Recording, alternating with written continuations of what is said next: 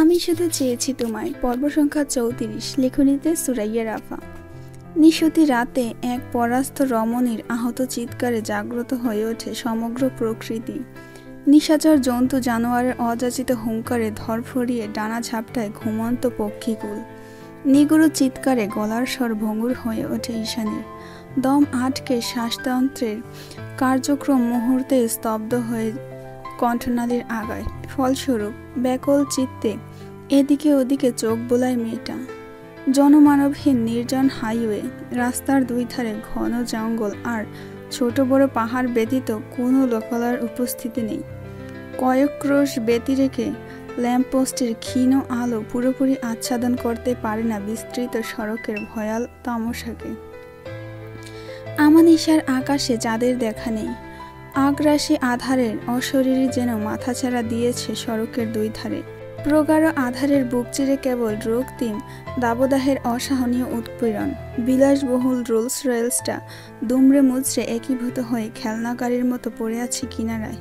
তিমিরে ঢাকা ভয়াল প্রকৃতির সঙ্গে তাল মিলিয়ে জঙ্গলের অদূর থেকে ভেসে আসা হুতুম পেঁচার বিদঘুটে আওয়াজে আচমকা বুকের রক্ত ছলকে ওঠে ঈশানীর। দ্বিতীয় দফায় চারিদিকে তাকিয়ে নিশ্চিত করে নেয় নিজের অবস্থান।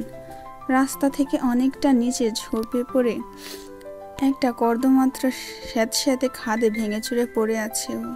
এখান থেকে তড়িঘড়ি করে বেরিয়ে ওঠা মুশকিল বললে ভুল হবে। একেবারে অসম্ভব। অজ্ঞতা নিজের জায়গায় অনড় থেকে ভগ্ন স্বরে ফ্যাঁসফেঁসিয়ে ফের এরিসকে ডেকে ওঠে ঈশানী। অরণ্য, অরণ্য, শুনতে পাচ্ছেন? ঈশানীর ক্ষীণ আওয়াজ আদৌ রাস্তা অবধি পৌঁছেছে কিনা সন্দেহ, যার দরুন ফাঁকা মস্তিষ্ক আর প্রবল ব্যতিগ্রস্ততায় খানিকক্ষণ নৈশব্দে অতিবাহিত হয় সেখানেই। অতঃপর ল্যাম্পপোস্টের টিমটিমে আলোতে নিজের শরীরের দিকে লক্ষ্য করে ডুকরে কেঁদে ওঠে মেয়েটা। বনবিছুটি আর কণ্টকের আঘাতে মোলায়েম হাত পাগুলো ছিঁড়ে ছুঁড়ে একাকার। কোথায় নিয়ে এলো অ্যারিস তাকে? অ্যারিস নামটা তীরের ফলার মতো মস্তিষ্কে গিয়ে আটকালো ওর। তৎক্ষণাৎ সম্মতি ফিরে পেয়ে আরেক দফা ধরফরিয়ে ওঠে ঈশানী। মনের মাঝে দানা বাঁধে তীব্র আশঙ্কার তুফান। অ্যারিস ঠিক আছে তো? এই তো কিছুক্ষণ আগেই অতগুলো কথা বলেছিল অ্যারিস। মেপে মেপে কথা বলা লোকটার মুখে অমন সহজ স্বীকারোক্তিতে বাকরুদ্ধ হয়ে পড়েছিল ঈশানী। ঘৃণার প্লাবনে পোক্ত ব্যারিকেড টেনে দিয়েছিল আবেগাশ্রু। বাকশক্তিহীন এক নাজুক কবুতরের ন্যায় শুধু চেয়ে থেকেছিল অনিমেষ। অন্তঃগহ্বরে কোথাও একটা অনিশ্চয়তার অনুভূতি হয়েছিল বটে, যেন ভেতরের সত্তা চেঁচিয়ে বলতে চাইছিল, মাফিয়া বস আমাকে কেন চাইবে? সে তো ভালোবাসতে জানে না, সে তো হৃদয়হীন অন্ধকার গোলক ধাঁধা মাত্র। তাহলে কিসের এই অনুভূতি? কেনই বা হুট করে এত নমনীয়তা তার? ওই কড়া পড়া শুষ্ক হৃদয়ে আদৌ কি প্রণয়ের বর্ষণ নামানো সম্ভব? ওয়েল, ভালোবাসা সব পারে, সেটা কিছুক্ষণ পরই টের পেয়েছিল ঈশানী, যখন ওই হৃদয়হীন জানোয়ারটা নিজের সেট বেল্টের পেছনে এক মুহূর্ত সময় অতিবাহিত না করে ঈশানীর সিট বেল্ট খুলে দিয়েছিল। নিজের জীবনের পরোয়া না করে ঈশানীকে বাঁচিয়েছিল। আর তারপরে ভয়াবহ সেই বোমা বিস্ফোরণ। খানিকক্ষণ আগের কথা ভেবে হতচকিত হয়ে উঠল ঈশানী। ক্লান্ত শরীরের সবটুকু সংকীর্ণতা ভুলে মুঠোবদ্ধি করল দুই হাত। মনোবল স্থির রেখে দাঁড়ালো ধীরে ধীরে। রাস্তার পানে নজর বুলিয়ে দৃঢ়স্বরে বলে উঠল, অ্যারিসের কিছু হতে পারে না, যে করেই হোক এখান থেকে উঠে তাকে ঠিক খুঁজে বের করব আমি। এক মুহূর্তের জন্য পেন্ট হাউসের বিভৎস স্মৃতিগুলো ভুলে গেল ঈশানী। ভুলে গেল এই মানুষটাকে ও ঠিক কতটা ভয় করে। আজ থেকে বছরখানিক আগে তার আগমন ওর সাবলীল জীবনকে ঠিক কীভাবেই না লণ্ডভণ্ড করে দিয়েছিল প্রলয়ের তাণ্ডবে। অথচ সেই নিষ্ঠুর হৃদয়ের মরীচিকার সম্রাটের সামান্য অনিশ্চয়তা কত গভীরভাবেই না চিন্তিত করে তুলেছে রমণীকে। প্রাকৃতিকভাবে মানুষ নিষিদ্ধ জিনিসের প্রতি বেশি আকৃষ্ট হয়। ঈশানী তার জলজান্ত প্রমাণ। ভদ্র সভ্য উজ্জ্বল ভবিষ্যৎধারী মাহিন নয়, বরং অন্ধকার দুনিয়ার পাপিষ্ট হৃদয়হীন অ্যারিসের জন্য অন্তরপুরে খাক হয়ে যাচ্ছে ওর। এই অনুভূতির নাম জানা নেই, আছে শুধু বুকের রক্ত তোলপাড় করা নিষিদ্ধ সব চাহিদা, যা সমাজ, মানবকুল, এমনকি পুরো পৃথিবীর অন্তরায়। সুউচ্চ ঢাল, রাস্তা বেয়ে একদম খাড়া হয়ে নেমে এসেছে খাদ। আশেপাশে বন্য লতাপাতা আর কণ্টক গাছের অভাব নেই। সোদা মাটির উপর দুপা রেখে অন্ধকারের মাঝে সেগুলোই হাত চেপে ধরল ঈশানী। সঙ্গে সঙ্গে কাটার আঘাতে বিদীর্ণ হলো ওর পেলব করতাল। মাত্রাতিরিক্ত ব্যথায় কুঁকড়ে উঠে গাছের বাকল ছেড়ে দিয়ে ফের কর্দমাক্ত মাটিতে ধপ করে বসে পড়ল মেয়েটা। হেঁচকি তুলে কাঁদতে কাঁদতে ফের অসহায় সুরে বলে উঠল, কিভাবে উঠবো আমি? আপনি ঠিক আছেন তো? কিয়ৎক্ষণ নীরবতা অতিবাহিত হলো। পর মুহূর্তে অ্যারিসের কথা ভেবে গা ঝাড়া দিয়ে পড়ল ঈশানী। পায়ের জুতো জোড়া সেখানেই ফেলে রেখে নখের সাহায্যে সন্তর্পণে খামচে ধরল ভেজা মাটি। এক পা দুপা করে উঠে এলো অনেকটা। আশেপাশে বনবিছুটি আর কণ্টক ফুলে বিধে চিরচির করে ছিঁড়ে গেল ওর পরনের ফিনফিনে সাদা কুর্তিটা। নিজের অসহায়ত্ব গায়ে মাখল না ঈশানী। স্যাঁতস্যাঁতে মাটিতে হামাগুড়ি দিতে দিতে এসে দ্বারস্থ হলো শুকনো বালির। তখনই আরেক দফা তীক্ষ্ণ টান অনুভব করল খোলা চুলে। আধারের মাঝে কোনো কিছুর স্পষ্ট দেখার জো নেই। পেছনে ফিরে তাকানোর মতো বুকে সাহস নেই। অজ্ঞতা নিজের রেশমের মতো সর্পিল চুলের খানিকটা বিসর্জন দিয়ে তরতরিয়ে উঠে এলো রাস্তায়। ঈশানী যখন রাস্তায় উঠেছে তখন ওর অবস্থা বেগতিক। সমস্ত শরীর জুড়ে টনটনে ব্যথার উপশম। পরনের কুর্তিটা ছিঁড়ে কুচি কুচি, নির্মেদ কোমর পেলব ত্বক সবকিছুই উন্মুক্ত। লেডিস জিন্সটার এক অংশ কাদায় মাখামাখি। গমরাঙা সুশ্রী ত্বক জুড়ে ছোপ ছোপ রক্তের অজস্র ক্ষতচিহ্ন। নিজের শরীরে এক পল নজর বুলানোর ফুরসত হলো না ঈশানীর। উল্টো দিশেহারা হয়ে রাস্তার দিকে এদিকে ওদিকে সচকিত দৃষ্টিপাত করে ভঙ্গুর স্বরে চেঁচিয়ে ডাকতে লাগলো এরিসকে।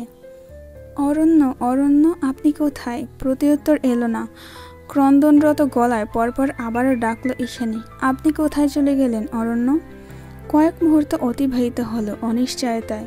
নিগড় ব্যথায় নীল হয়ে উঠেছে রমণীর হৃদয়। আত্মচিৎকারে খই হারাচ্ছে অন্তঃকরণ। ঠিক এমন সময় ছাই হয়ে যাওয়া ধ্বংসাবশেষ গাড়ির অপর প্রান্ত থেকে ভেসে আসছে পুরুষালী গোঙানির ক্ষীণ আওয়াজ। সামান্য আওয়াজে কর্ণ সচল হলো ঈশানীর।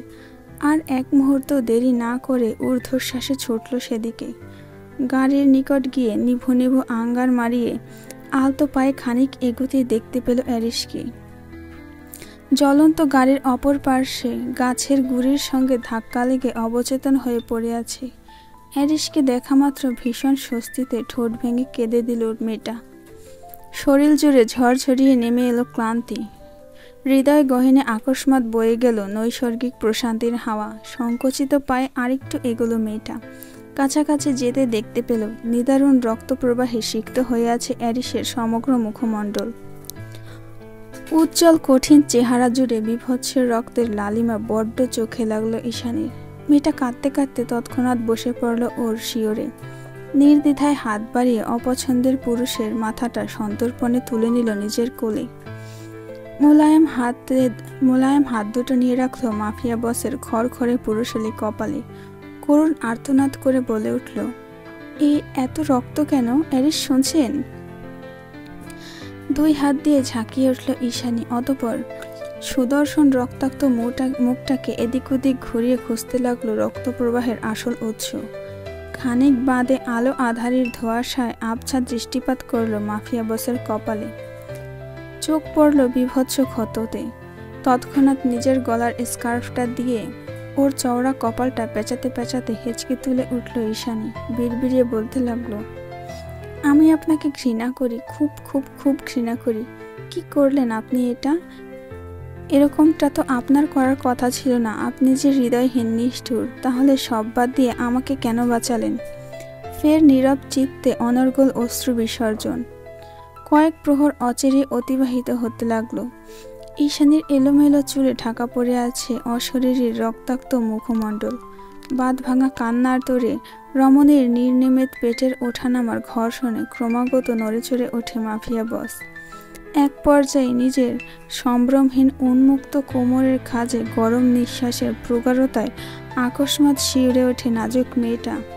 গভীর নিঃশ্বাসে পেলব ত্বক ঝলসে যাওয়ার উপক্রম। সহসা তন্দ্রা কাটে ঈশানীর। কান্নাকাটির লাগাম টেনে ফোপাতে ফোপাতে নিগুড় দৃষ্টিপাত করে অ্যারিসের মুখপানে। শুনতে পায় অস্ফুট স্বরে বিড়বিড়ানি, ভ্যানিলা। ছোট্ট একটা শব্দের প্রয়োগ করে ফের গভীর শ্বাস টানল অ্যারিস। হতচকিত হয়ে পড়ল ঈশানী। দু হাতে অ্যারিসের কপল ঝাঁকিয়ে মৃদু আর্তনাদ করতে লাগলো অহর্নিশ। বলল, আপনি এটা কি করলেন? যদি কিছু হয়ে যেত, আমাকে বাঁচাতে গিয়ে আপনি এতটা আঘাতপ্রাপ্ত কেন হলেন? কি হই আমি আপনার? প্রত্যুত্তর এলো না অপর প্রান্ত থেকে। ঠোঁট উল্টো সাকুরাকে গভীর নজরে পরখ করে স্ফীত আওয়াজে প্রশ্ন ছুড়ল মাফিয়া বস। একটা জানোয়ারের জন্য এভাবে কাঁদছ? It's not fair. উথাল পাথাল মিশ্র অনুভূতির তোরণে ফের ঠোঁট কামড়ে ফুপিয়ে উঠল ঈশানী। আজ কিছুতেই বাদ মানছে না প্রবল অশ্রুধারা। হৃদয়ের ব্যথা, মস্তিষ্কের নিষেধাজ্ঞা সব একীভূত হয়ে উগরে দিচ্ছে আবেগাশ্রু।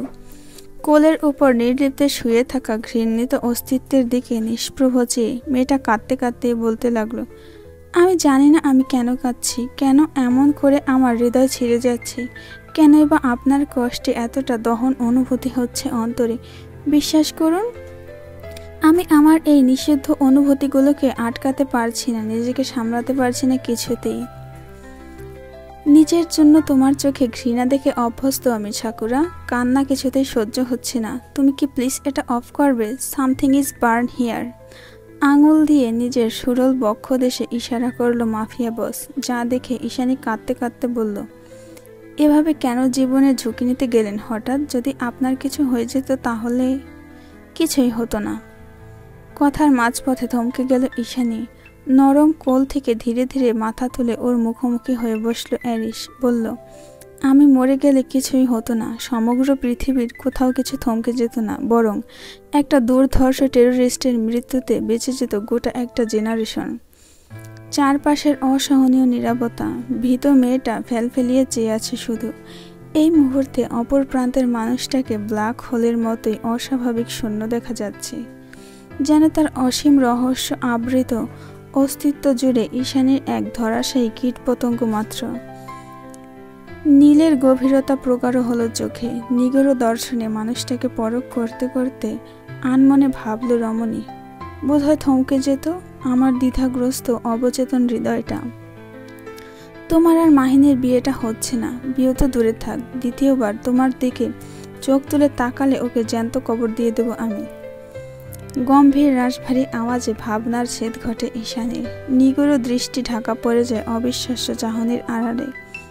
সরু গলার ফাঁক গলিয়ে বেরিয়ে আসে হতবিহ্বল কণ্ঠস্বর, আপনি কি পাগল? নিজের শরীরে একবার তাকান, কতটা রক্তাক্ত হয়ে আছেন। আপনার ট্রিটমেন্টের প্রয়োজন, আর আপনি পড়ে আছেন আমার বিয়ে নিয়ে। নিঝুম নিরিবিলি রাতে মুখোমুখি একজোড়া উচাটন অস্তিত্ব। বারুদের মতো জ্বলছে হৃদয়, অযাচিত অনুভূতির তুফানে ধরাশায়ী অন্তঃকরণ। অথচ নিরাময়ের উদ্ভাসনে নিতান্তই অপারগ দুজন। সেই তখন থেকে নির্লিপ্তে চেয়ে আছে অ্যারিস। স্ট্রিট লাইটের নিয়ন আলোর শিখায় রমণীর অপ্রীতিকর ভূষণ সুস্পষ্ট হয় মানবের মোহনীয় দৃষ্টি। শরীরের ফিনফিনে কাপড়টুকু নিতান্তই অনুপস্থিত। জামা ছিঁড়ে দুই ভাগ হয়ে যাওয়ার দরুন উন্মুক্ত হয়ে আছে পিছলানো মোম নরম পেলব ত্বক। নিঃশ্বাসের তালে তালে নির্লিপ্তে ওঠানামা করছে কবুতরি নরম বক্ষপিঞ্জর। নারীর শরীরের অতি সংবেদনশীল বাক উপত্যকা জুড়ে লেপ্টে আছে এক টুকরো ফিনফিনে ভূষণ। সম্ভ্রম আচ্ছাদনে যা নিতান্তই সামান্য। যথাযথ জামার অস্তিত্ব না থাকায় ধনুকের মতো নারী দেহটা স্পষ্ট দৃশ্যমান অ্যারিসের চোখে। মেয়েটাকে মোহবিষ্টের ন্যায় পরখ করতে করতে এক টানে এতক্ষণে টনক নড়ে তার। ঈশানীর এই নাজেহাল অবস্থার জন্য নিজেকে দায়ী করে আড়ালে দীর্ঘশ্বাস ছাড়ে অ্যারিস। তবে দৃষ্টি সরায় না কিছুতেই, আর না তো অক্ষিপট নমিত করে এক পল।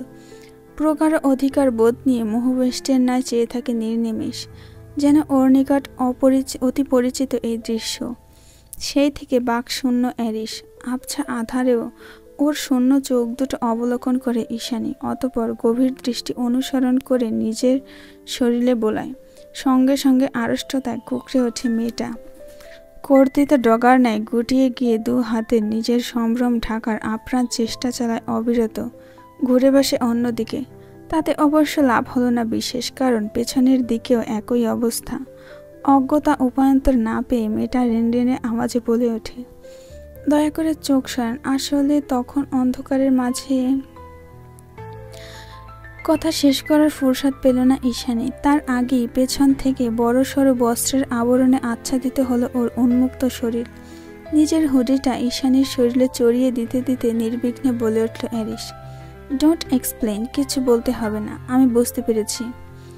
কাপড়ের ছোঁয়ায় ভীষণ স্বস্তি পেল মেয়েটা। দ্রুত হাতে হুডির চেইনটা লাগিয়ে পেছনে ঘুরল সহসা।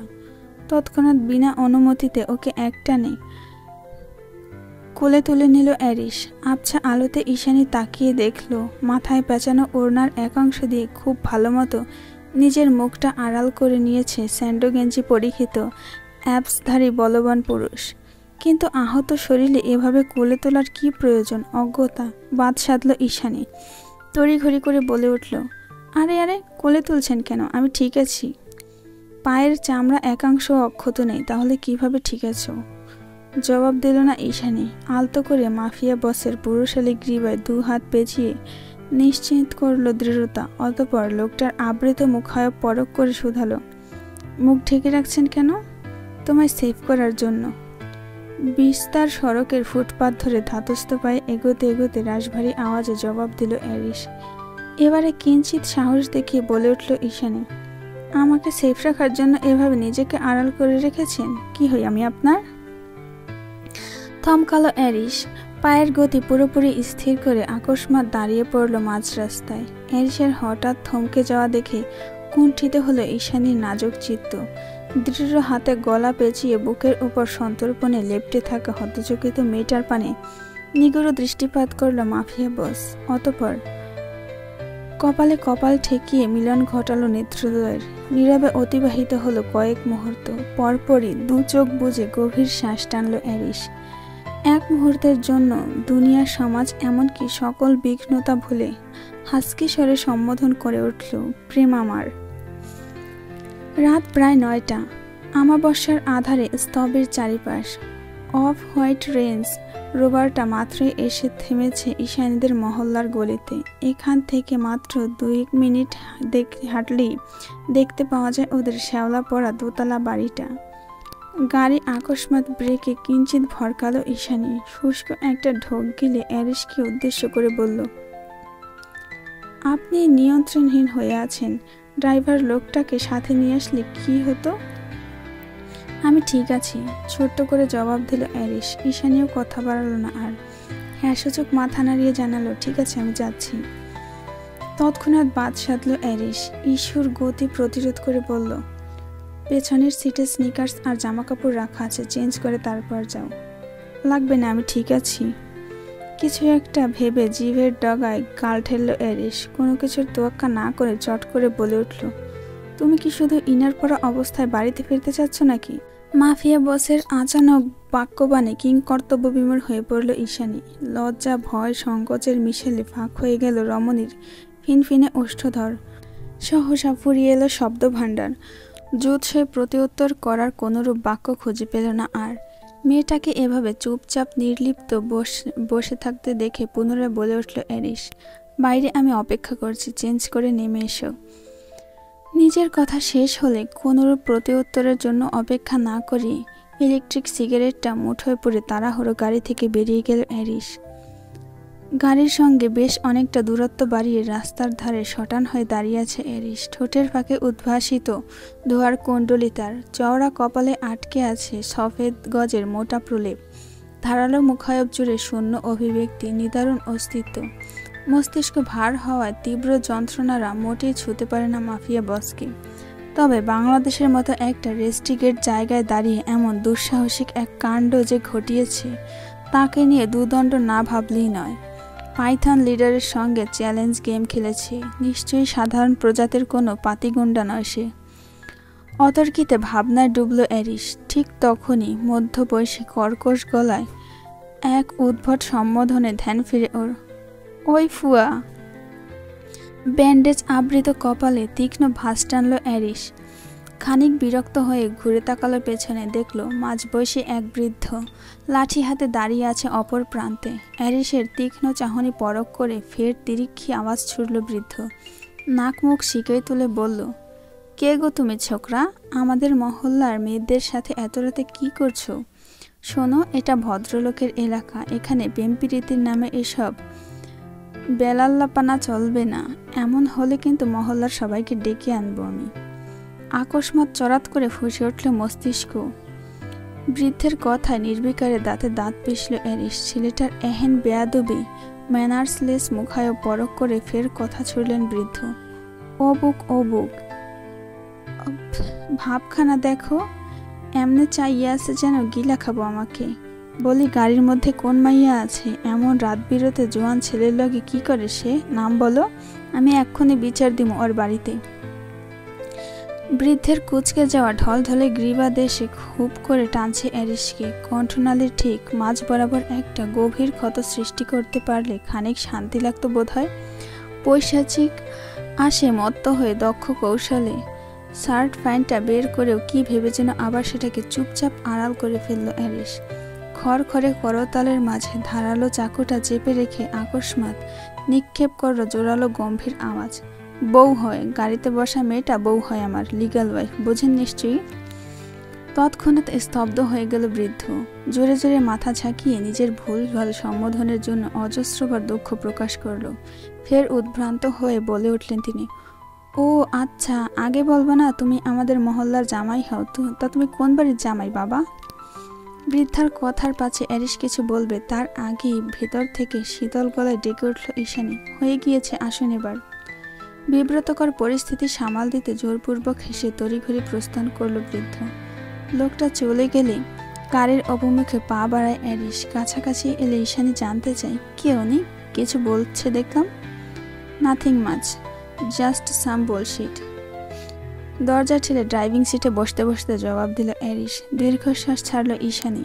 হ্যাঁ সূচক মাথা নাড়িয়ে গাড়ি থেকে নেমে গিয়ে বলল, ঠিক আছে, আমি আসছি এবার।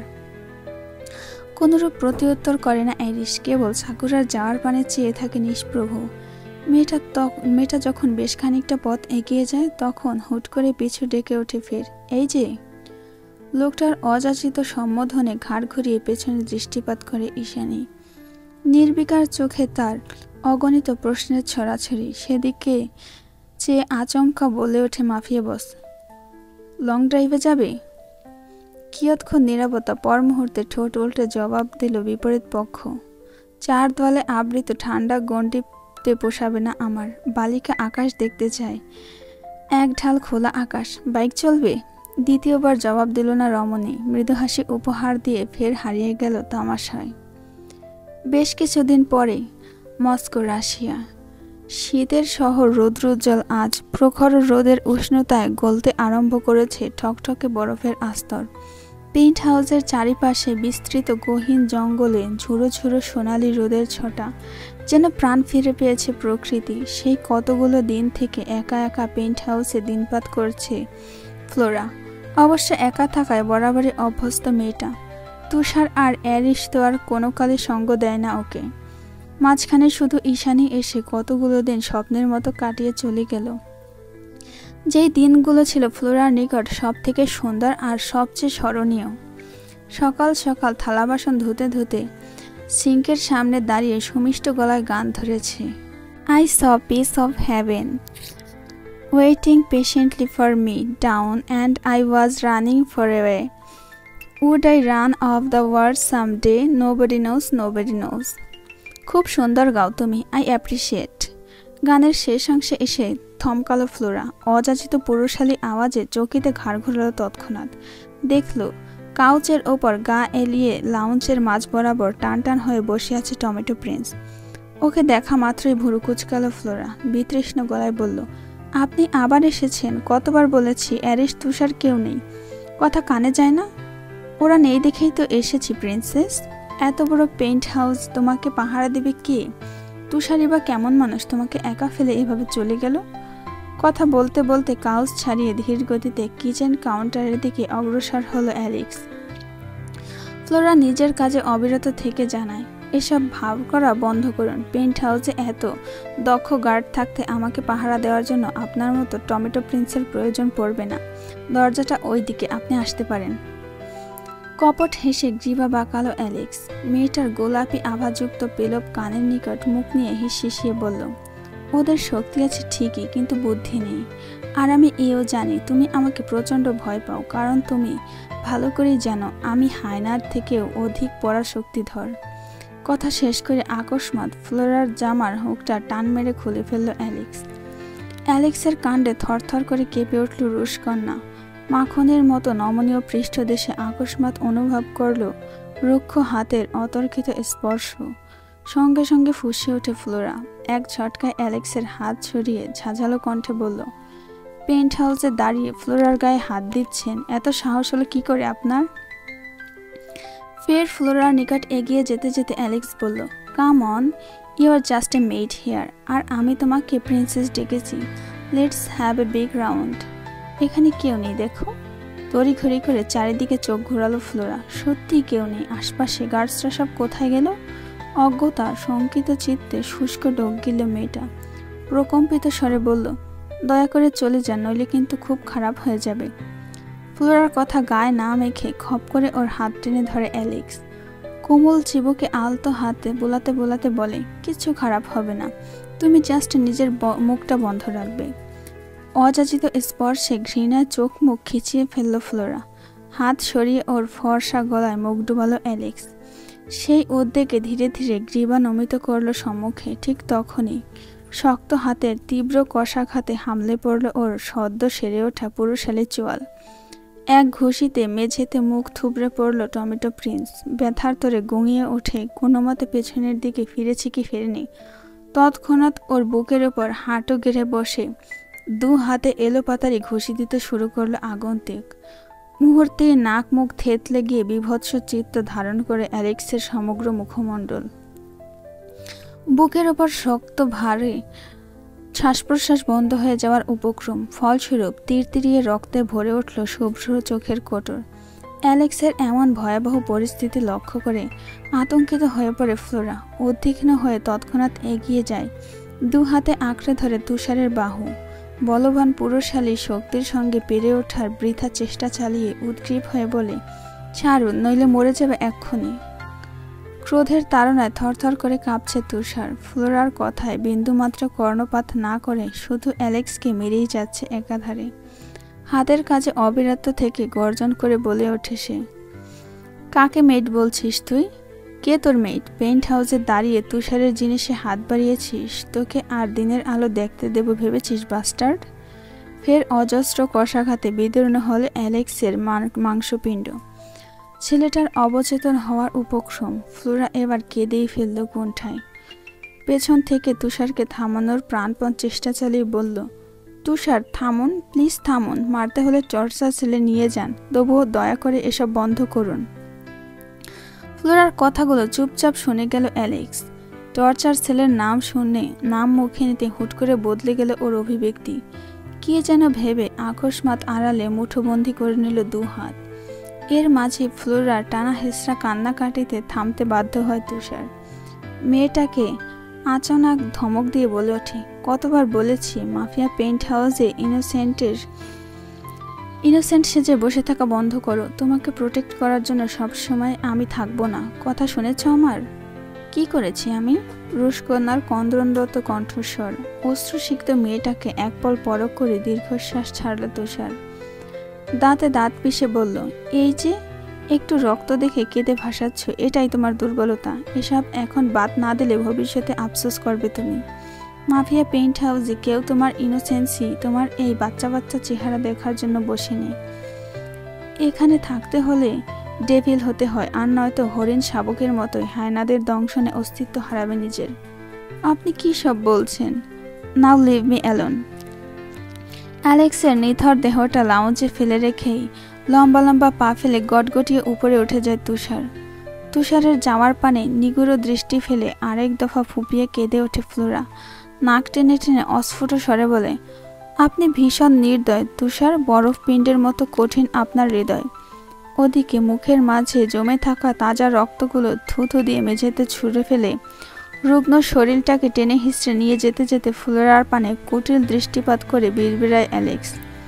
যেই জিনিস একবার ভালো লাগে সেদিকে বারবার নজর দেওয়া টমেটো প্রিন্স। কেউ আটকাতে পারে না, কথাটা ভালোভাবে মস্তিষ্কে ঢুকিয়ে নিও প্রিন্সেস। কথার শেষে মুখ জুড়ে খেলে যায় বিশ্রী এক কপট হাসি। অচিরেই অন্তরাত্মায় কাঁপন ধরল রুশকন্যার।